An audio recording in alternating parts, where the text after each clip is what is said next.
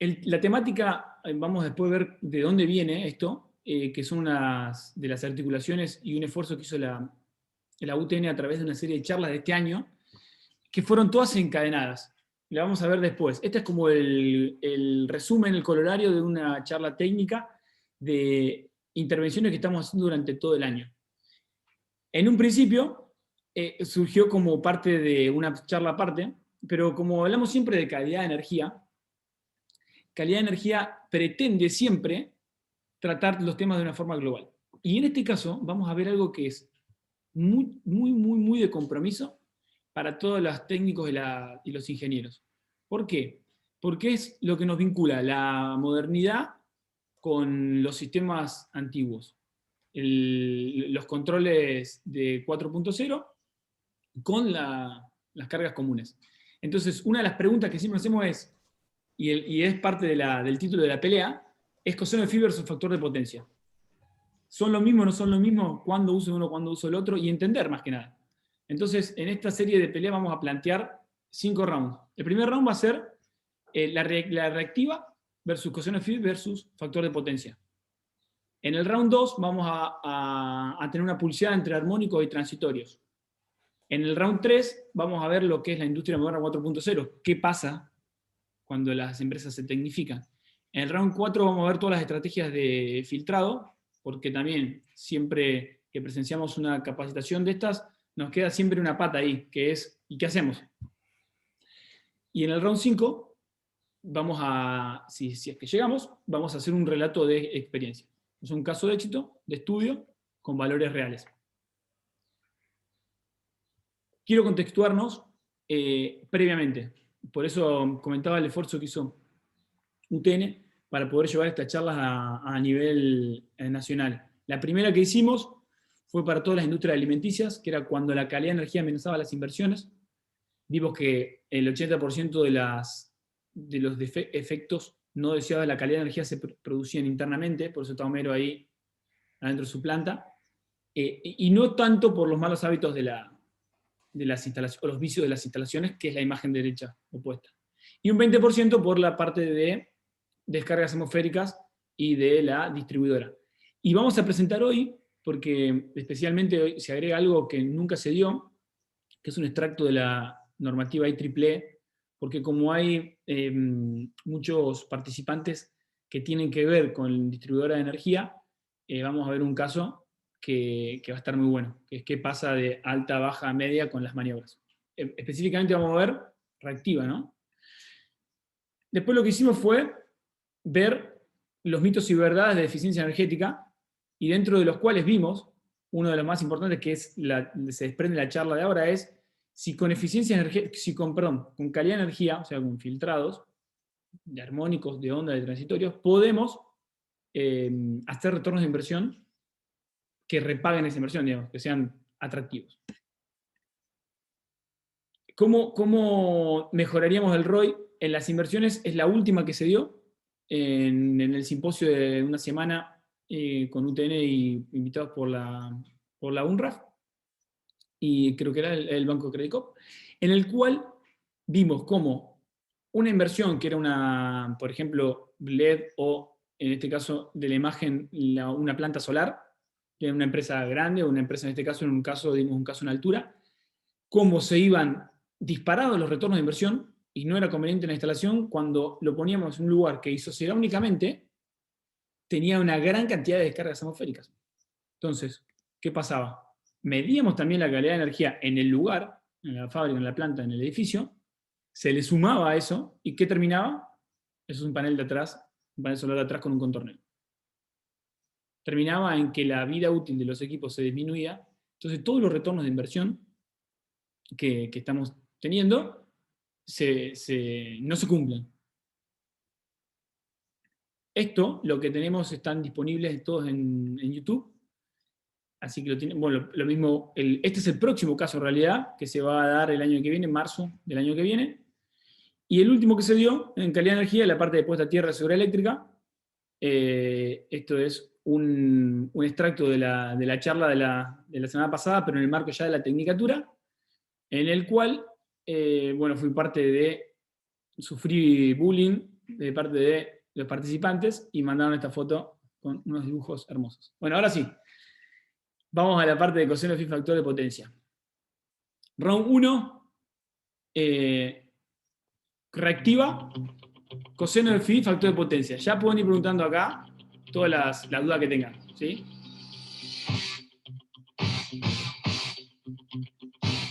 Bien ahí. ¿Qué es la energía reactiva? Hay algunos participantes de un perfil técnico muy, muy importante, y para los que no están en ese perfil técnico tan importante, vamos a hacer algo muy resumido. ¿Qué es la energía reactiva? Lo asimilamos a un vaso de cerveza. Y yo voy a bajar la cámara porque dice que está trabándose un poco. Ahí está. Dígame si tienen háganme un feedback en el chat, aunque sea, si se deja de trabar ahí. Ahí está. Bien. ¿Qué tenemos en este vaso de cerveza? Tenemos un contenido de cerveza, un contenido de espuma, que básicamente lo que es lo que yo voy a utilizar, o lo útil, que es la cerveza, y tengo un producto, un subproducto no deseado, que no serviría para nada, que es la espuma. Esto es lo mismo que pasa con la energía o sea, la potencia real que voy a consumir, ¿sí? La energía utilizada, y la energía reactiva de un conductor. Si nosotros lo llevamos a una red, vamos a tener una carga, supongamos una máquina, y la necesito alimentar desde la red. ¿Sí? ¿Qué voy a necesitar para alimentar esa carga? Potencia activa, que es esta línea naranja, que va a ocupar un pedazo de conductor, si estos son todos los conductores, y potencia reactiva para poder generar los campos eléctricos y magnéticos. ¿Qué pasa entonces en ese caso? ¿Qué pasa entonces en ese caso con el triángulo de potencia? Recordemos que tenemos una cierta potencia que es la que nos va a ayudar a mover el sistema, a realizar los trabajos útiles, a embotellar, a lo que sea que haga esta máquina, y vamos a tener un componente de reactiva que va a ayudar a tener todo en línea los campos magnéticos y que pueda girar un motor. Entonces, en este primer round podríamos decir que el factor de potencia del coseno de phi es lo mismo. Y este es el famoso triángulo de potencia, en el cual tenemos una potencia activa, una potencia aparente y una potencia reactiva. ¿Qué quiere decir? Que yo, como distribuidora o como ingeniero interno de una planta que tengo que llevar la energía a otro sector, tengo que abastecer tanto mi potencia útil como mi potencia de generación de campos. Entonces, la componente de estas dos en un eje bidimensional va a ser evidentemente más grande. Hasta acá venimos todo bien, ¿no es cierto? Pensemos ahora en cuáles son los efectos de un bajo factor de potencia. Ya podemos definir factor de potencia, que va a ser el cociente entre esta energía y esta energía. Y es alumno mío, bebé. Así que, potencia activa, potencia reactiva, potencia aparente. ¿Qué tenemos acá? Un coseno de phi igual a un factor de potencia. Y lo pongo en suspenso porque ya alguno se estará preguntando, entonces, ¿cuándo es diferente? Bueno, lo vamos a responder después. Vamos a ver primero por qué tengo que bajar este ángulo. Y vamos a ver después por qué me va a ser imposible en la industria moderna bajar este ángulo. Efecto de un bajo factor de potencia. Obviamente, en la corriente y las pérdidas de cable, como dijimos anteriormente, si vemos esta imagen, si esto es un conductor, va a haber una potencia reactiva, que es esa espuma de la cerveza que vimos en la primera imagen, que va a ocupar un lugar. Por lo tanto, al ocupar un lugar en el cable, yo evidentemente tengo una sección de conductor que no la estoy utilizando. La está utilizando la espuma. pérdidas en los cables, pérdidas en los transformadores, la regulación de la tensión y la potencia de los transformadores. Veámoslo rápidamente en algunas imágenes. Acá tenemos, ¿sí? ¿Qué vemos? Para una potencia que podemos mantener constante, nos fijamos que la corriente demandada, o sea, el porcentaje de corriente que vemos en ordenadas, a medida que el factor de potencia, si ustedes ven en abscisas, vemos que el factor de potencia va empeorando. Conforme empeora el factor de potencia, la corriente demandada incrementa claramente. Entonces, por ejemplo, si ustedes ubican en la imagen un factor de potencia de 0,5, la cantidad, fíjense, no sé si lo ven acá, 0,5, no quiero dibujar demasiado acá, vamos a intervenir en la curva del efecto de factor de potencia sobre la corriente nominal y vemos que nos da un 200% de la corriente. Entonces, mejorando solamente el factor de potencia a 0,9, la corriente incremental, estamos hablando de que puede variar un 10%, lo cual es súper manejable.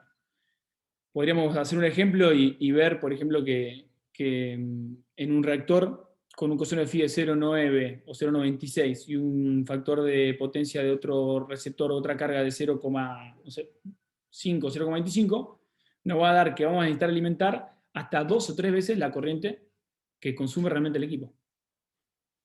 Dijimos el punto 2, que era, ahí vamos a hablar sobre las pérdidas también en el cable, que era uno de los más importantes. Fíjense acá, lo mismo.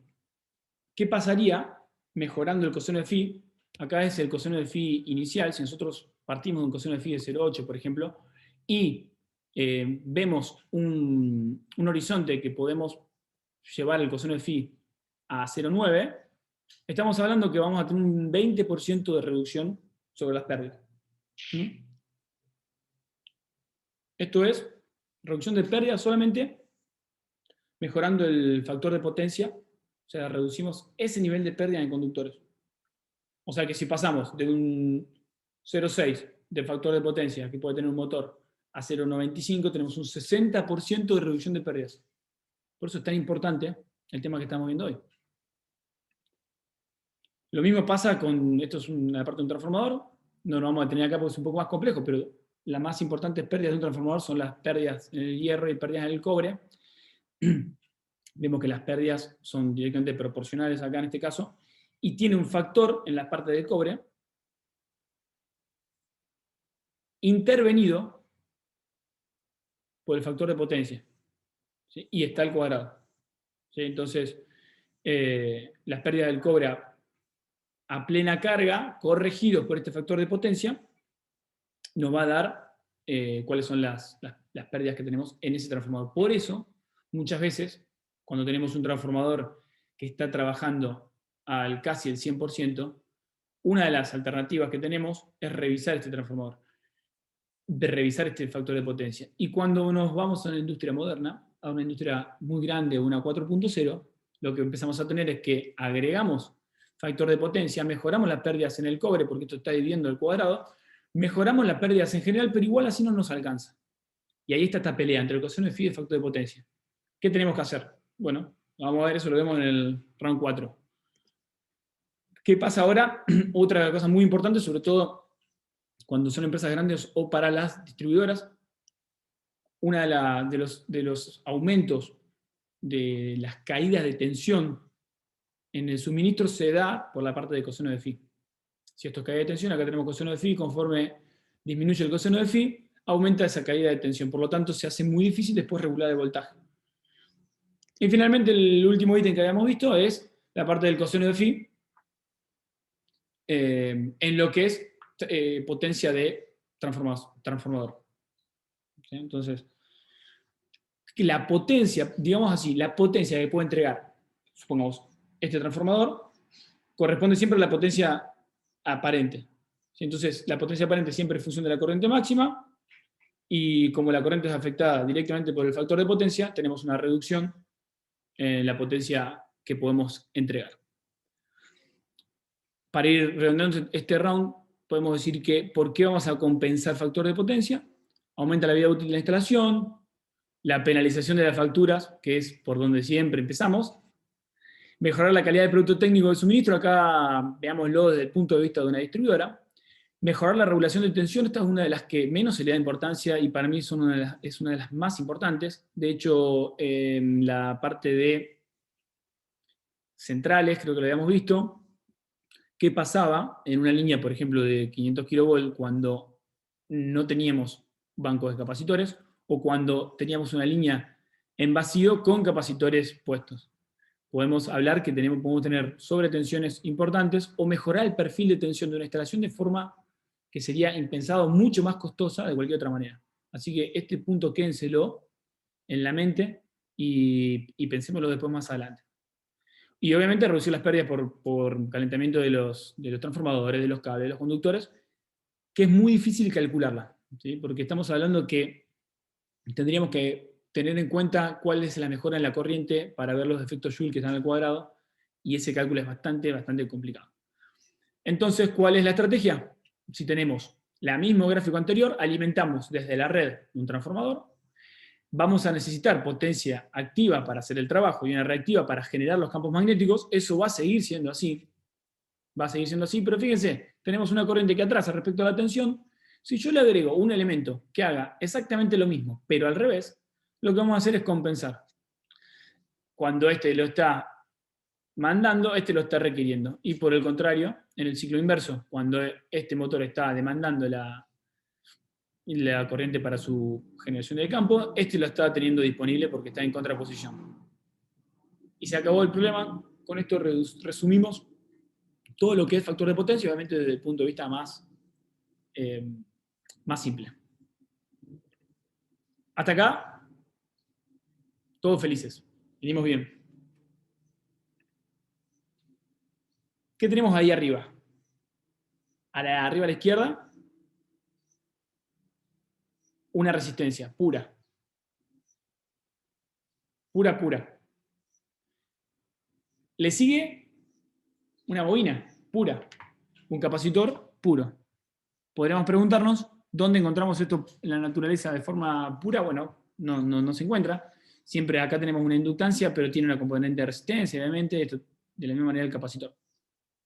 Y tenemos acá la industria 4.0. Vamos a ver qué significa cada una. Resistencia pura podría yo decir que es una lámpara, vamos a suponer, o una resistencia de un regenerador, de un variador, no importa qué, o una resistencia de calefacción. La corriente y la tensión están en línea. En el caso de una reactancia, generalmente, principalmente en un motor es donde más tenemos carga inductiva bobina, y principalmente un capacitor donde más tenemos carga capacitiva. ¿Qué pasa cuando ponemos diodos, tiristores y otro tipo de eventos, otro tipo de elementos que no responden a lo que estudiamos normalmente en los libros básicos de electrotecnia? Que lo veo conectado a Picucho de Menino, profe mío ahí. ¿Qué veíamos antes siempre? Veíamos estos tres, de hecho lo seguimos viendo. Pero ahora, cuando se nos agrega esto, que son la parte de tiristores, tenemos un problema más grande. Típicamente es un variador o puede ser una fuente. ¿En qué carga de sus propias casas no tienen algún tipo de esta carga? No tiene un variador, pero una fuente. Ahora lo vemos en el caso de una vivienda. Bueno, ahí estamos un poco más complicados. Y es un poco lo que vamos a tratar de resolver el día de hoy. Me gustaría poner esta imagen simplemente para... No me quiero ahondar en el tema, para eso hay un curso específico de esto, que también pueden preguntarle a Pedro para inscribirse para el año que viene, o debe haber alguna disponibilidad en internet. Peter, después si puedes poner las redes ahí como para que puedan consultar en alguno de los cursos. No sé si no están todos públicos, pero último nos escriben y le pasamos el link. ¿Por qué es importante esto? Yo me quiero quedar con esto. Siempre hablamos cargas lineales, cargas no lineales. Yo lo que quiero hacer ahora es entender por qué le llamamos cargas lineales y cargas no lineales. Esto que va en verde es la explicación. Todo este tipo de cargas, no importa cuál, ahí Pedro tiró todas juntas, como para... En el YouTube, fíjate que es youtube.com/agricultoingeniería directamente, y ven todos los canales. Bueno, entonces, ¿qué quiere decir? Que se mantiene una relación lineal, la tensión, en cada punto respecto a la corriente. Por eso se llaman cargas lineales. Típicamente capacitores, típicamente motores, o cualquier carga de las tradicionales. Ahora, cuando tenemos PC, lámparas LED, lámparas de bajo consumo, soldadoras como tenemos acá, variadores, fuentes, etc., la respuesta no es más lineal, sino que la respuesta, o la relación entre la tensión y la corriente, responden a otra forma. No importa cuál, no lineal. ¿Qué quiere decir? Que hasta este punto de tensión, yo voy a tener este punto de corriente. Ante este punto de tensión, yo voy a tener otro punto de corriente que no respeta esa linealidad. Por eso, a partir de ahora, cada vez que escuchen una carga no lineal o alineal, pero está bien dicho no lineal, se tienen que imaginar siempre esta relación. O sea, hay una carga que no responde a la linealidad entre la tensión y la corriente. Dicho esto, vamos a un caso más práctico. Tengo una generación, tengo una carga, cualquiera de estas, que de hecho es la combinación de todas, nada más que en diferentes proporciones. Tengo una corriente y una tensión que podría atrasar o adelantar, pero cuando tengo un variador, esa carga lineal genera otra forma de onda diferente. Después le vamos a ver una imagen, pero fíjense qué pasa esto respecto a esto con la corriente. Hay un factor que es el famoso raíz de 2, que nos confundíamos siempre con el raíz de 3 de las componentes de las líneas trifásicas, que es el valor de pico, que es un valor que hoy nos va a servir bastante para entender muchas cosas, que se incorpora de hecho en los análisis de calidad de energía. Se los dejo picando. Entonces, en este round vamos a tener que el triángulo de potencia que teníamos normalmente en este plano XY, ahora se le agrega otra componente más, que es esa componente que no sabíamos qué era. Esa componente que no respondía a esa linealidad. Entonces, lo que vamos a hacer ahora es empezar a ver qué tenemos que hacer para medir esto y para mejorar esto.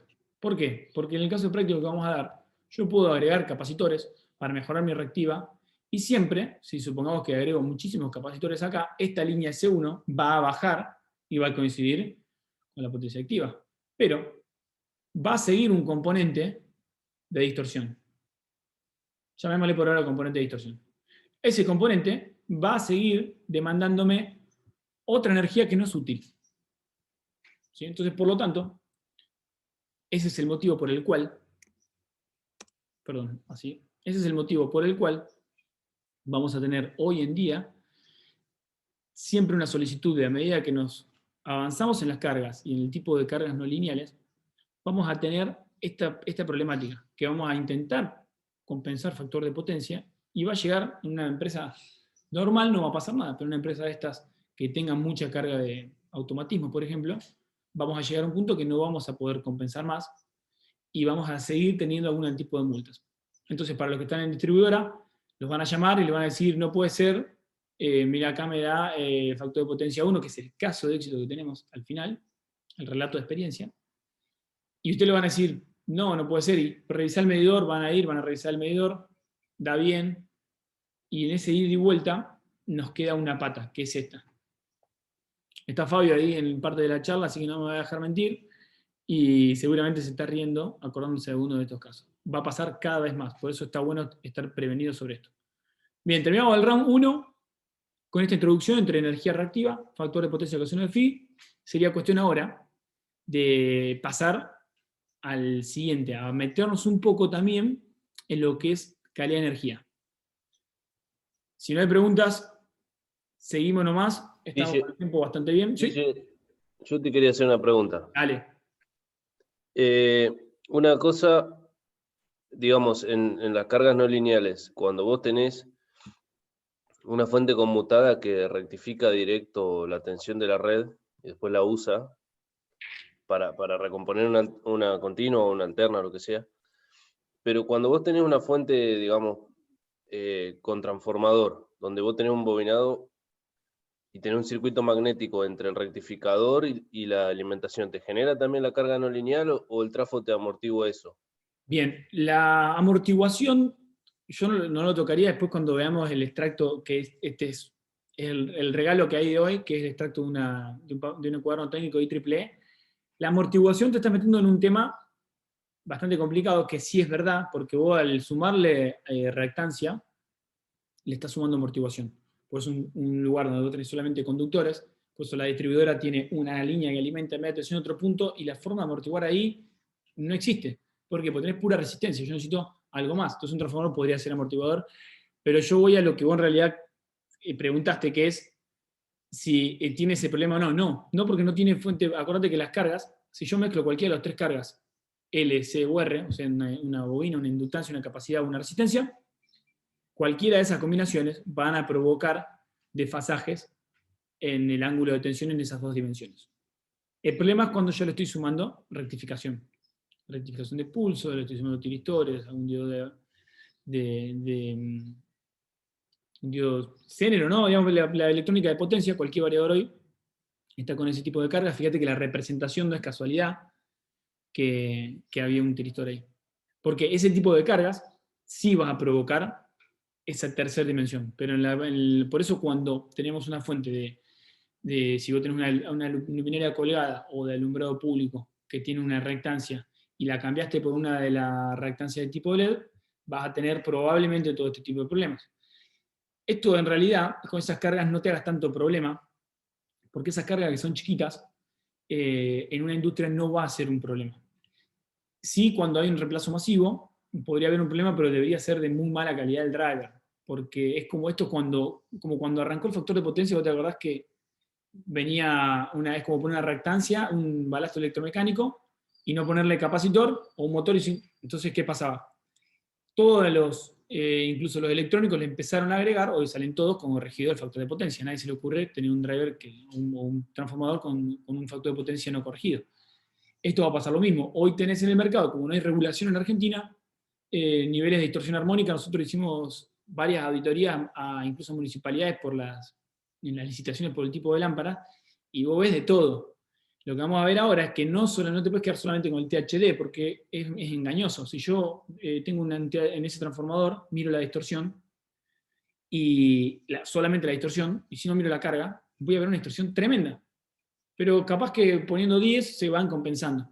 Lo que va a terminar pasando es que vamos a tener un mínimo de distorsión armónica, un mínimo de pico, que es el que vamos a ver después, como base. Decimos de acá para arriba, y después vemos. Pero no, si tenés que elegir que no te sume distorsión, pasa al transformador común y corriente. Volví, Ok, viste que volví. Parecía que me iba, pero sí. no. No, está bien, se entendió. Y lo otro que te iba a Sí. preguntar, que la otra vez en una charla que estuve, se comentaba que todo lo que es no lineales generan un tercer armónico que produce problemas en los aislamientos, porque, bueno, hay unas pequeñas fallas Una en... fuga en los capacitores. Claro, Sí, sí, sí. Bueno, no lo pusimos acá porque no es parte del. De hecho, estaba y está oculta, porque nos vamos a centrar en la parte de factor de potencia. Pero después te voy a pasar una de las charlas. De hecho, creo que está en el canal de YouTube. Si no, te lo voy a pasar para que vos lo veas y no demorarnos ahora. Pero si no sería el tercero, si no serían todos los múltiplos de 3, porque básicamente se te van a sumar esas corrientes al neutro, y la que vos por ahí estás nombrando de la fuga de capacitores es la quinta, que la tercera la vas a tener típicamente en fuentes, que puede ser de un LED o de una PLC o lo que fuese, y el resto, 7, 11 y 17, la va a tener en variadores. Grandes rasgos. Después, en el curso específico, vemos cada uno de esos. Después, cualquier cosa te lo paso. Escribime por privado y te lo pasamos. No te preocupes. ok. Sí, yo, bueno, porque un poco lo que pensaba cuando dijiste que se empiezan a sumar cargas, el THD como que se compensa, pero, Claro, pero a ver, lo que yo... sí, se va a Sí, compensar no en ese armónico, porque cuando vos ves todos esos múltiplos, siempre sí, caen en el mismo ángulo. Entonces esos se van a sumar. Vas a poder claro. compensar restos en una instalación grande, pero Ajá. eso, si vos tenés, supongamos, solamente fuentes, no se van a sumar, no se van a compensar, se van a sumar todas ese armónico. Pero igualmente, muchas veces los problemas de calidad de energía se solucionan cuando vemos esos temas. En una empresa se soluciona hasta fácil y es aumentando el neutro, en la sección del neutro, o reordenando Ajá. cargas. Hay otras estrategias para seguir sin tener que invertir, porque vos ya tenés las lámparas, sin tener que invertir o antes de invertir, mejor dicho, en un filtrado. Y aparte que Ok. incluso puedes filtrar sintonizando en esas frecuencias de último, si vos no quisieras tener ese... bueno, también hay que verificar, que lo vamos a ver después, siempre, cuál es el problema de todo esto, que si yo entro en un sistema de resonancia, que también lo veíamos en electrotecnia, que lo veíamos en la teoría, algo muy lejos. Veíamos el ejemplo del puente que agarra un poco de viento y entra en resonancia y se rompe. Y hoy ya lo estamos viendo, hoy ya es una realidad. Pero sí, en ese caso se van a sumar, después te paso una gráfica, se van a sumar porque básicamente caen en el mismo ángulo, todos son múltiples de ese armónico, entonces se suma. Entonces va a tener que poner 3 veces más la corriente en el neutro. Está claro, está claro. Round 2, ya me quedé sin música. A ver, pará. Lo más importante de esta charla es la música. Una de las peleas más esperadas. Armónicos versus transitorios. ¿Sí? ¿Qué hacemos acá? Calidad de energía. Vamos a hacerlo medio ágil esto y nos pretende introducir al tema de factor de potencia versus zona de phi y resolver esta batalla. Tenemos una serie de cantidad de problemas no, de eventos de calidad de energía, algunos de los cuales pueden venir de la distribuidora, de la propia conmutación de cargas, o pueden venir internamente. No importa cómo, vamos a tener desbalance, flicker, sobretensión. Hay algunas, son más, otros mismos bastantes más. Ya medimos otros parámetros, pero estos son a grandes rasgos los más importantes. ¿Qué tenemos abajo de todo y no por casualidad? Armónicos, transitorios de impulso y transitorios oscilatorios. ¿Por qué digo esto? Porque el transitorio de impulso y el oscilatorio es el que nos vamos a detener, a ver esa diferencia, cómo mejorarlo, y cómo los armónicos también van a influenciar en ciertos eventos, que es lo que estamos viendo hoy, que es el factor de potencia de la ecuación de phi. Entonces, nos introducimos en esta pelea. Vamos primero con la parte de transitorios. Bajo la cámara, si no les robo ancho de banda, o bando de ancha. Y vemos calidad de energía, cuáles son los efectos de los transitorios, de programaciones, roturas, pérdida de datos, reinicio de procesos, disminución de biota electrónica, armónico, corriente neutro, que comentábamos recién, aumento de pérdida, resonancia en capacitores, calentamiento de vibraciones, coseno y factor de potencia. Algunas de estas, cuando nosotros medimos nivel de armónicos, o mismo medimos hueco de tensión, medimos flicker, medimos otro tipo de cosas, podría provocar, por ejemplo, una desprogramación, un nivel de esto, ¿sí? Pero estamos hablando de lo que mayormente provoca. Norma IS e IEEE, los dos más importantes. Este es el de switcheo, este es por el más común y el más estudiado, este coincide IEEE e ISE. Y nos quedamos con este porque, vean esto, que este transitorio tiene una característica, que tiene una frecuencia. No es un transitorio impulsivo como este, que tenemos un impulso que va, aumenta a 2 o a 6 kV y se atenúa. Sino que tenemos acá un impulso tal vez menor o igual, pero que amortigua en la onda, provocando una variación en la frecuencia. Y acá ya empezamos a sospechar que el transitorio tiene una componente, mejor dicho, los armónicos o la forma de onda tiene una componente transitoria. O sea que yo limpiando esto voy a mejorar lo otro, como efecto colateral deseable. Por eso vemos primero siempre transitorios y luego armónicos. Y fíjense que esta onda, a diferencia del resto, está normalizada por la IEEE, pero no así por la IS. Después no es objeto del curso, pueden verlo en internet también, tenemos uno donde hacemos la comparativa de ambas normativas. Eso es un round aparte, realmente. Para los que les gusta esta parte, podemos meter en alguna ocasión IS, IEEE versus AEA y a una normativa como la colombiana, la venezolana, que están muy, muy lindas, muy completas, y ver las diferencias. Pero acá me quiero quedar con esto. Este transitorio es el que le vamos a dar importancia ahora acá, en la compensación de factor de potencia. Si lo vemos comparativamente, si esto es el tiempo de elevación de la sobretensión y esto es el tiempo de decaimiento, Lo que yo tengo es el transitorio de lighting, o sea, las descargas atmosféricas, que a diferencia de la IS la tiene normalizada con su onda 10350, pero tenemos otra onda que es la que coincide IEEE y IS, que es una de transitorios, que es menor, acá estamos hablando de 20 kV y acá estamos hablando de 2 o 6 kV. ¿Y dónde estaría puesta la de switcheo, la que nos interesa a nosotros en capacitores? Acá. Bien, dicho esto, vamos a verlo en la realidad. ¿Qué pasa cuando yo meto un capacitor? Cuando meto un capacitor, se provoca esta forma de onda. Esta forma de onda por métodos convencionales de supresión de transitorios no lo podemos realizar. ¿Sí? ¿Qué pasa con la corriente? Lo mismo. En el caso de esto es, cuando ven acá, un case back-to-back. El back-to-back es cuando metemos un banco de capacitor cuando ya hay un capacitor instalado en la planta. ¿Por qué es importante esto? Porque cuando lo hago en laboratorio con un capacitor, está perfecto. Ahora, cuando hay capacitores en un banco ya metidos y voy agregando capacitores, pasa esto. Lo que vamos a ver después, inmediatamente después, es el extracto de la IEEE, uno de sus manuales técnicos del año 94. ¿Qué pasa entonces? Imagínense, esto es en baja tensión. ¿Qué pasa cuando ocurre este fenómeno en alta tensión o en media tensión? Hay un trabajo muy lindo que hicimos con UTN y con la empresa distribuidora de energía acá de Santa Fe también, que medimos justamente en varias plantas de la zona simultáneamente y cotejamos con los eventos de entrada de bancos de capacitores de la distribuidora en Rosario de 132 kV. Y hay una correlación directa. Y ahí ahora lo vamos a explicar por qué. Y está buenísimo esto, porque siempre pensamos y decimos, ¿por qué vienen de afuera estos problemas y por qué son todos de la distribuidora? Y no, estos efectos nos ha pasado en una planta que tiene incluso su generación propia, van a tener los mismos efectos, con diferentes impedancias, por lo tanto amortiguada de diferentes maneras, de hecho peor, tal vez menos amortiguadas, pero lo van a tener igual, porque es algo inherente al funcionamiento. O sea, nosotros no podemos decir, mira, a partir de ahora no vamos a producir más, vamos a volver a picar piedra, y no, imposible.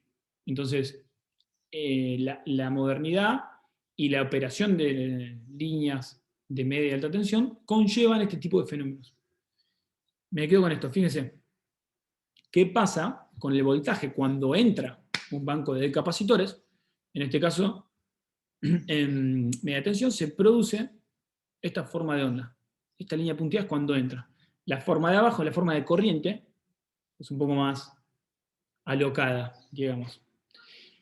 Hasta acá todo bien, porque en medio ciclo, en 10 milisegundos, no tendría ningún problema. El típico transición de capacitores duraría poco. Este es el extracto del cuaderno de IEEE, después les pongo la referencia en la que sigue, por si lo quieren buscar. Y acá viene la parte de amortiguaciones.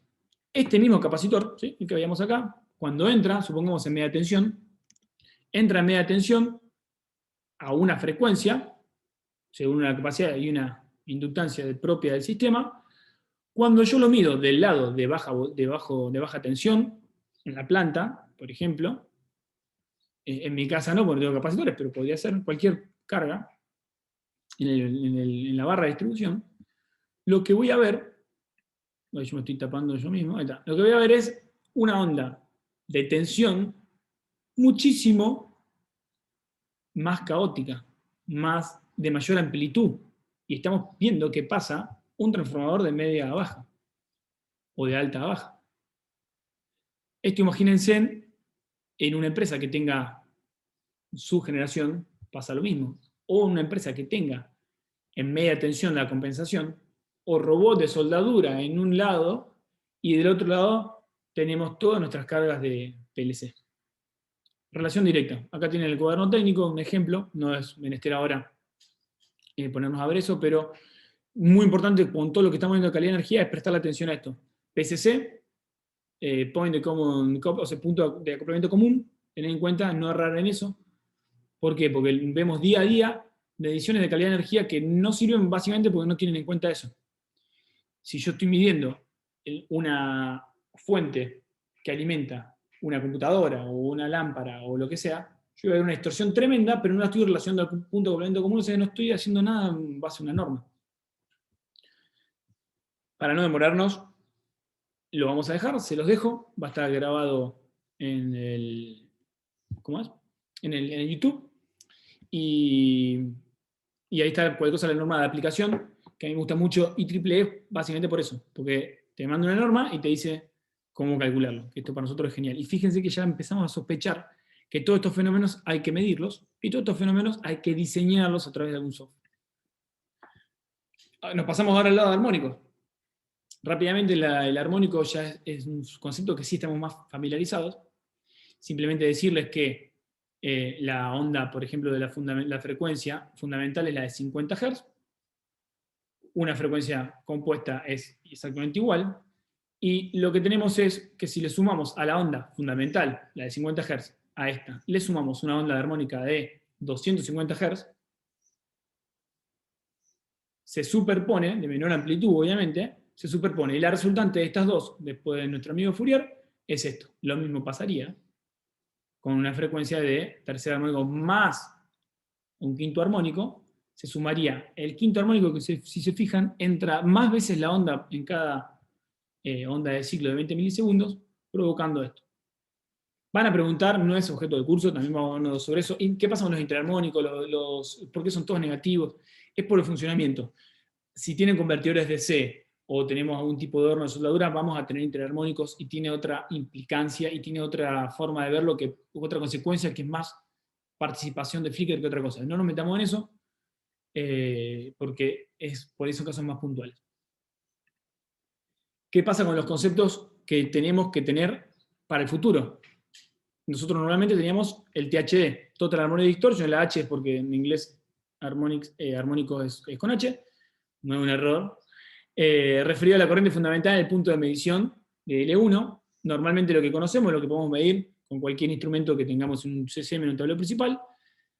Se agrega el TDD, que es lo que a nosotros desde COMS y Suecia, desde fábrica, nos piden, es el TDD, que me acuerdo hace unos años atrás, cuando nosotros todas las proyecciones de filtrado las trabajamos en conjunto, y me dicen, pasame el TDD, nosotros no sabemos ni qué era el TDD, entonces es Total Demand Distortion, que es referido a la demanda máxima de corriente, y nos permite saldar lo que teníamos antes. Yo mido una corriente en una fuente de una LED o un PLC, y me da una distorsión armónica tremenda, pero cuando lo relaciono al TDD con la carga, es muchísimo menor, porque tal vez se está trabajando a una carga menor, sobre todo de los variadores de velocidad. Otro tema para otra charla, pero los variadores de velocidad andando al 20% va a tener una distorsión THD de 50% de la onda, pero el TDD, o sea, referido a la demanda total, va a ser de 20%.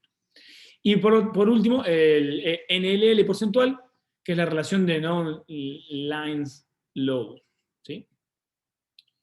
O sea, ¿qué relación tenemos entre las cargas comunes y las cargas no lineales o lineales? Eso nos va a permitir tomar medidas. También parte del amortiguamiento que estábamos hablando tiene que ver con eso. No importa cómo se calcula, acá le dejo la fórmula, una obviamente es respecto a una corriente en el punto de medición, y otra, fíjate que es en relación a una corriente de demanda total. Por eso es I sub L. G, para cuando lo revisen después, el NLL es respecto a las cargas no lineales, respecto a la potencia total del transformador. Bien. Para poder llegar, si vamos a una vivienda, acá les dejo las formas de onda, es simplemente para que veamos que cualquier cosa que se salga de motores, de capacitores y de carga resistiva va a tener una forma de onda distinta. También, fíjense cómo puede ser acá ese THD. Por eso el THD ya no nos da más la información que nos daba antes, porque acá puede ser que el THD en un promedio dé mejor que esta lámpara acá. Pero si vemos el pico máximo que se da en la corriente, es mayor que esta acá. ¿Y cómo lo vemos? Yo mido THD y digo, no, estoy mucho mejor en esta lámpara, y tengo un pico máximo. Hay valores que no son objetos, son como las corrientes de cresta, que lo vamos a poder, ya están normalizados, y hay que medirlos también, para que no solamente nos dé un promedio, sino que nos dé idea de esa forma de onda. ¿Se ve acá? Fíjense esto, es tremendo. El THD, que es un promedio, me va a dar más bajo en la segunda imagen, pero el THD, pero el valor de cresta es mucho más alto. Y ahí es cuando nosotros tenemos un tremendo problema, porque si ese pico puede, si se va después de la raíz de 2, tengo un caso, para que lo veamos. Normativa, fíjense acá, tenemos la normativa, la IEEE, la estándar 519, la IS 61000, se inician la EN, que es, por ahí lo vamos a ver en alguna copia en algunos países latinoamericanos, y nosotros tenemos el ENRE, que también tiene su normalización, en el cual quiero nomás mostrarles esta salvedad para cuando la vean, que siempre tenemos dos valores, tensión y corriente, en todas. Bueno, acá le pegué solamente la de corriente, pero es lo mismo. Y fíjense que tenemos en la corriente una relación. Primero, el máximo de cada una de las diferentes armónicas, pero relaciona en el punto de acoplamiento común la corriente de corto respecto a la corriente de carga. Muy importante. No nos vamos a tener ahí.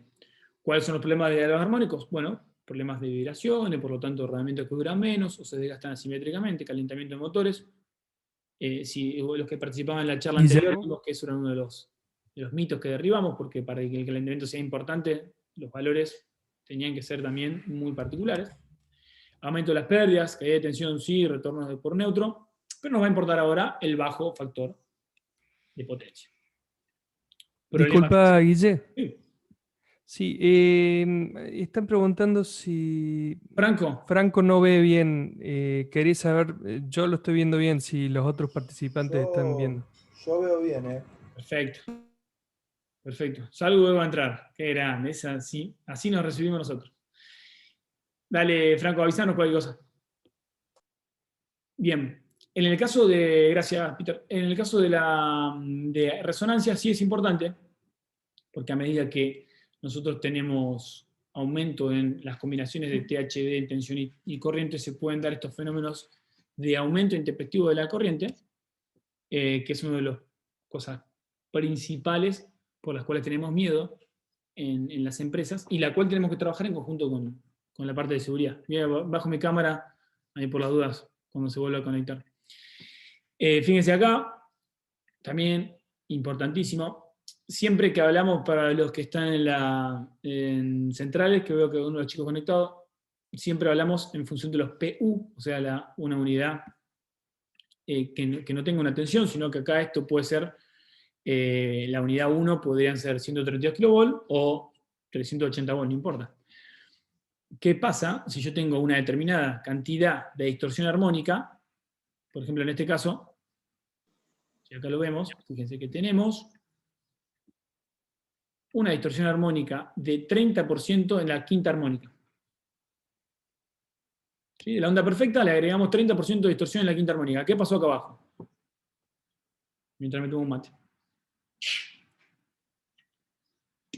Miren el valor del pico de la tensión.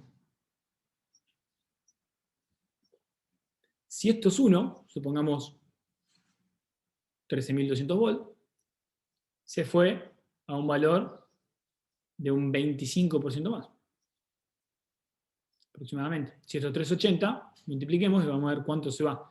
Saben que no es todo el tiempo, no es permanente, pero imagínense que se repite esto cada 20 milisegundos, o cada 10, si tomamos el inverso, cada 10 milisegundos, es un fenómeno no deseado. Por eso, cuando la normativa nos dice que el armónico total tiene que ser de una menor a tanto, pero no nos importa eso, sino que nos va a importar más los valores máximos de cada una de las componentes armónicas, es por esto. Y esto ya hoy hay que medirlo. Vamos a un caso, por ejemplo, en el banco de capacitores de 200 kVA, 400 kVA sobre red de 3, para sacar la tensión, pasar de línea a tensión de fase. Medimos un perfil de armónico que nos da un 3% en la quinta, supongamos que le inyectamos un 5 en la séptima, y un 7 en la 11, y un 4 en la 13. No es casualidad porque esto... va a chantar. Bueno, no es casualidad porque esto puede ser una instalación que tengamos un variador.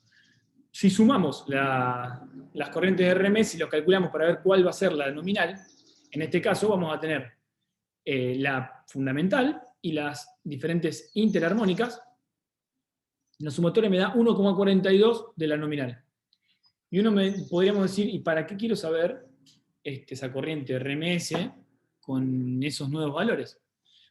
Básicamente porque los capacitores más modernos se diseñan para la corriente nominal más una sobrecorriente de forma permanente de 1,3. O sea, tenés una holgura o un coeficiente de seguridad de 30%.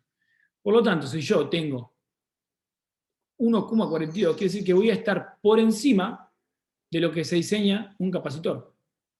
Y ahí está el problema. Entonces, esto va a provocar que el capacitor falle. Entonces, resumiendo, ambos se amplifican la presencia de capacitores, los armónicos tienen una componente transitoria, por eso siempre cuando pensamos en la metodología es la medición, muy importante, no es medir, sino es ir a las normas. IEC y EEE tienen muchísima información, muchísimos cuadernos técnicos, hay que medir e ir a la norma porque nos cansamos de ver mediciones que arrojan valores para compensar, se hacen inversiones gigantes y no era el problema. Así que aprovechemos que está la normativa para lo que les toque trabajar ahí. Supresión de transitorios, porque como dijimos, al suprimir los transitorios, sobre todo con el modo de atenuación de frecuencia, lo que vamos a hacer es bajarle la componente transitoria a los armónicos, por eso es el primer paso. Segundo paso, la estrategia de filtrado de armónicos. Simulación, soft y diseño. Y no es casualidad que yo estoy diciendo estrategia de filtrado. Y acá ya abrimos la puerta, digo, pensemos entonces que van de la mano, tienen un orden, y cuando hablamos de filtrado, tenemos que pensar en la estrategia porque tenemos muchas posibilidades y tenemos que evitar que la estrategia que elijamos sea peor el remedio que la enfermedad. Eso es lo que tenemos que asegurarnos nosotros. Si nosotros vamos desde el diseño, es muy simple, porque si yo estoy fabricando un inversor, yo ya puedo diseñar la sintonía del filtro y hacerlo pasivo, como puede ser este acá, para que la componente armónica que yo no quiera tirar a la instalación, filtrada antes. Si tengo un horno de inducción, ya lo puedo pensar antes. Pero en el resto de las cargas, no tengo esa posibilidad desde el diseño. Deberíamos pensar también, esto es un poco fíjense, ¿no? Que en realidad cuando sumamos todas las interarmónicas, el valor eficaz de la corriente aumenta. Yo me voy a quedar con esto. Y esta es una parte un poquito dura, pero la pasamos rápido. Para el que le interese, después lo vemos en detenimiento, porque nos queda por ahí media horita nomás. Y voy a volver acá a esto, ¿no? ¿Y por qué? Porque cuando hablamos de estrategia de filtrado, ya alguien puede preguntar también bueno, pero ¿la culpa es mía o la culpa es, no sos vos, soy yo? No, entonces, pensando en la distribuidora, ¿no? En Argentina no tenemos una normativa que nos dé un límite como factor de potencia en la encometida. Por lo tanto, tenemos que pensar siempre en nosotros. Puede venir echar la culpa al vecino, que sí, que como vimos comparte barras y por lo tanto este fenómeno lo puede compartir. Puede venir de la distribuidora cuando mete una maniobra, puede obviamente, pero también la distribuidora podría decir, ¿qué estás entregando vos? Y vos podés estar entregando muchísimas cargas no lineales, muchísimas cargas no lineales, y en esas cargas no lineales podrías estar inyectándole a la distribuidora todos estos fenómenos. Por eso a veces es peor, hay que siempre pensar internamente uno y trabajarlo en conjunto. Tenemos que ser aliados entre clientes internos y externos. Bueno, esto es la querida serie de Fourier, la que estudiamos en la Facu. Lindo recuerdo de análisis 3. Y básicamente lo que decimos que es una forma periódica sinusoidal puede representarse con una sumatoria de sinusoides de otra frecuencia. Básicamente no nos va a importar demasiado Fourier ahora, nos va a importar agarrar Fourier, analizarlo para ver, ahora sí en el round 3, la diferencia entre el coseno de phi y el factor de potencia. Ahora estamos en condiciones. De lo anterior, si hay alguna pregunta, si no ya pongo la musiquita y arrancamos con este round.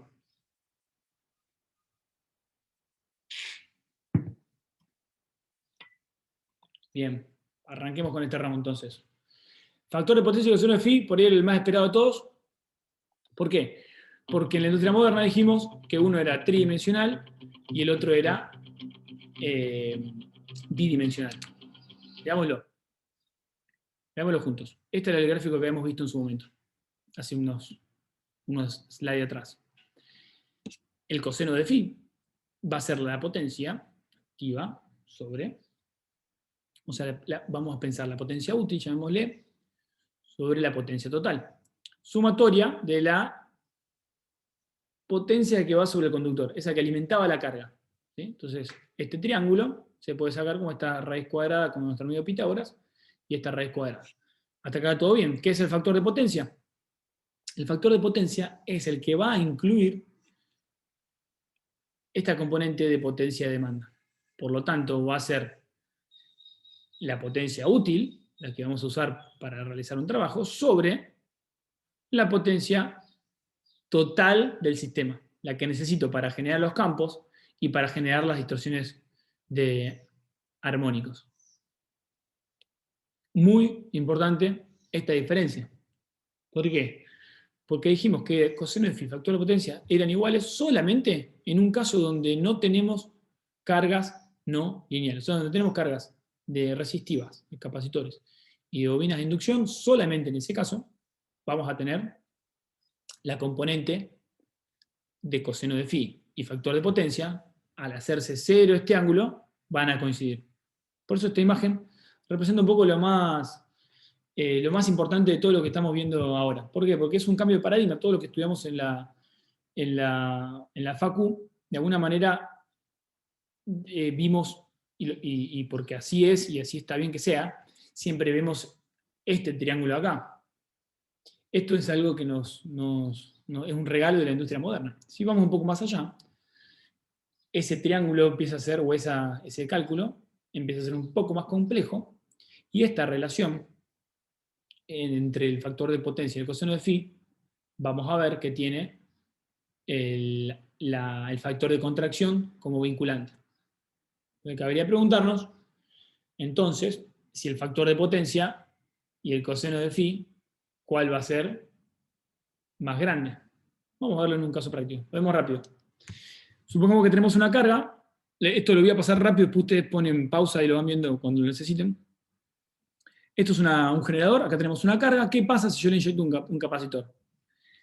Esta carga, si la pongo en un MATLAB, simulo la tensión y simulo la corriente, voy a tener una tensión y una corriente en rojo.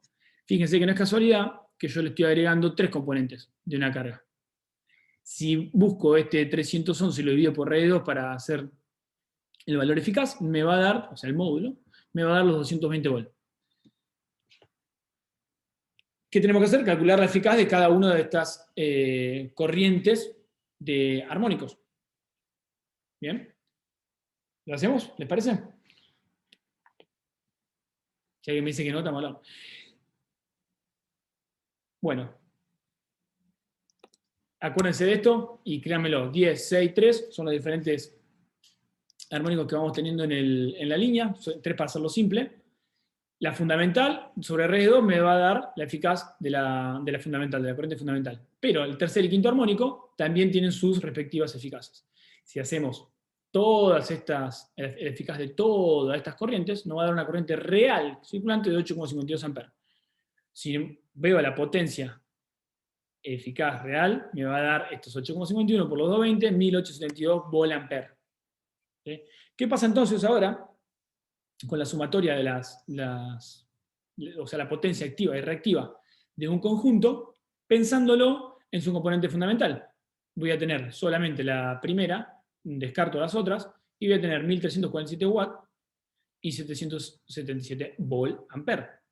Hasta acá perfecto. Entonces yo digo, bueno, puedo compensar en la fundamental, a ver cuánto nos va a dar el factor de potencia, 0,72. ¿Y qué pasa con el coseno de phi? 0,886. Fíjense que ya es distinto. ¿Por qué?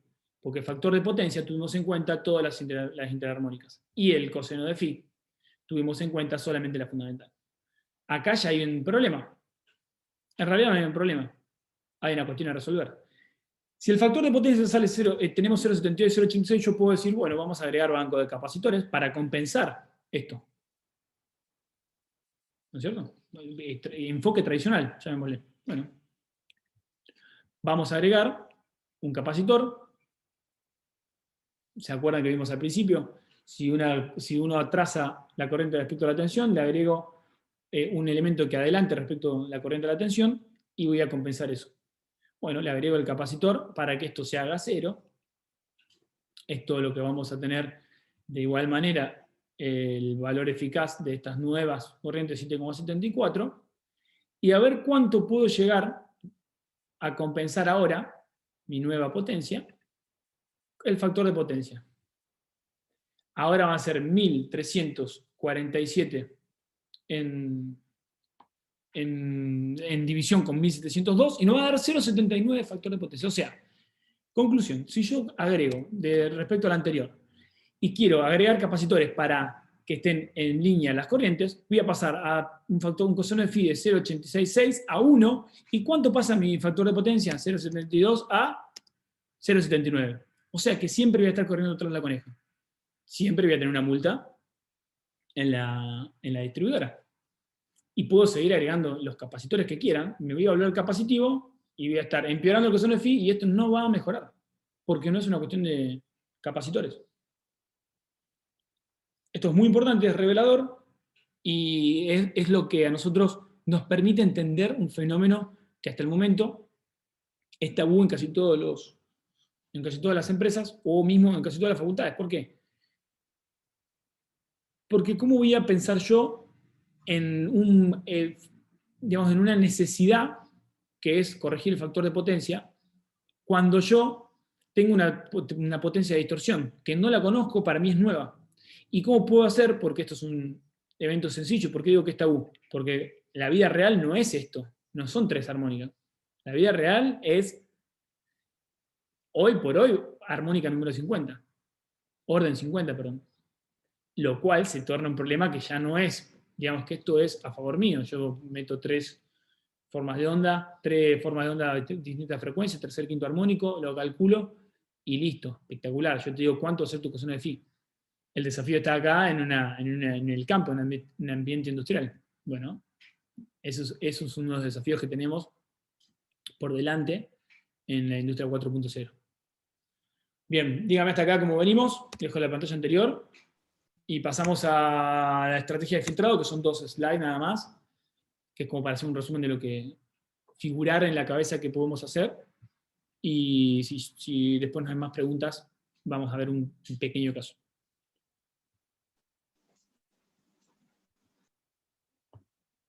Quedamos bien con los conectados hasta el momento. Esto, viéndolo así, después cuando lo vean detenidamente, lo van a poder entender más, pero me parece que lo más importante de acá no son solo los cálculos, sino que pensar que yo puedo compensar esto. Mi coseno de phi es 1, pero mi factor de potencia pasó de 0,72 a 0,79. ¿Sí? Ese triángulo de 3 dimensiones le quedó una componente todavía.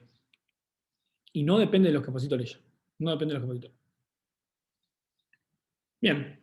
Vamos entonces al round 4, anteúltimo round. Con esto vamos a definir algunas de las cosas que quedan. Coseno de phi, factor de potencia, porque ahora ya sabemos la diferencia. ¿Qué pasa con la parte de calidad de energía? ¿Qué estrategia necesito? ¿Sí? Resumen. Acá lo tenemos. Con este resumen tenemos absolutamente todo lo que necesitamos saber.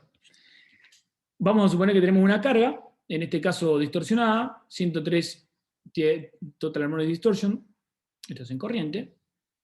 Esto puede ser, supongamos, un motor y un variador. ¿Y qué pasa? Solicitud. Quiero corregir esto.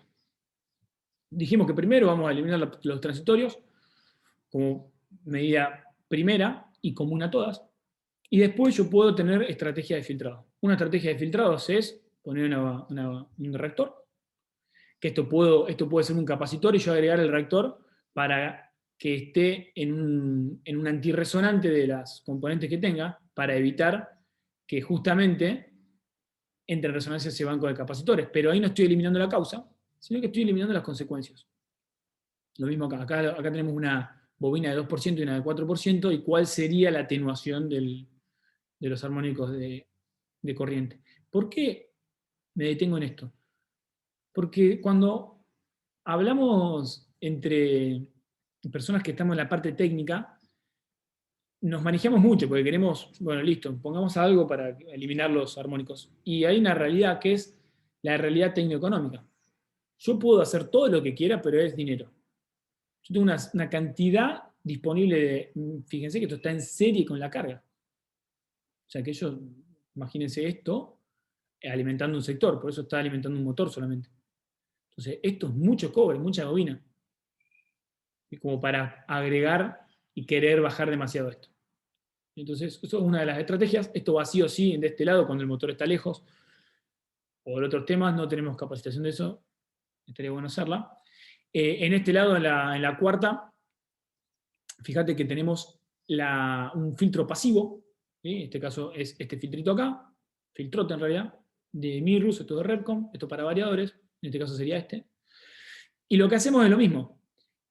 Sintonizamos cada uno de las bobinas o de los elementos de reactancia para las armónicas que necesitemos. Se sintoniza, básicamente si tenemos una armónica es una forma de onda determinada. Yo sintonizo una forma de onda igual e inversa para que se compensen. Lo mismo que hacíamos con el factor de potencia, que si yo tengo una bobina, aunque no me están viendo, ahí. Bueno, si yo tengo una bobina que tenía una distancia, a ver, ahí, tensión corriente, si yo le agrego otro elemento que sea igual e inverso, lo compenso. Esto es lo mismo, nada más que con la parte de armónicos, pero la idea es la misma.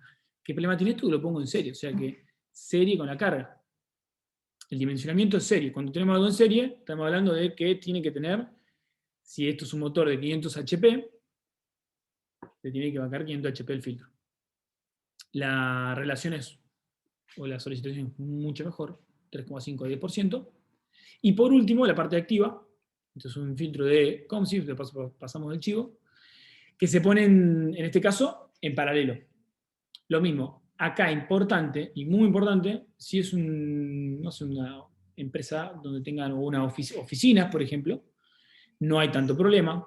En una empresa chica no hay problema. A medida que agrandamos las cargas, yo no puedo poner un filtro común acá, o tengo que tenerlo en cuenta, porque puede este filtro entrar en resonancia. Pasó con una serie hace poquito, con su filtrado volaban los capacitores del mismo filtro.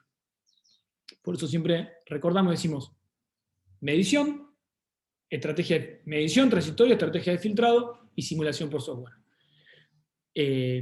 Muy importante, para que el remedio no sea peor que la enfermedad. Y no son filtros baratos, por lo tanto, no hay que errarlo, digamos. Perfecto. Hasta acá terminó la exposición. Llegamos bien con el tiempo. Lo que queda como último round de Yapa, después cortamos el último de la grabación, que es un caso de éxito para todo esto que estuvimos viendo, que es mucha información, llevarlo a un caso práctico de la realidad, las mediciones que se hacen, las estrategias que se siguen. Y bueno, de mi parte agradecerles por estar ahí. La idea de esto es introducir un tema importante para generar muchas más dudas que certezas, que ya identifiquemos cuando nos toque ver alguno de estos eventos, desmitificar un poco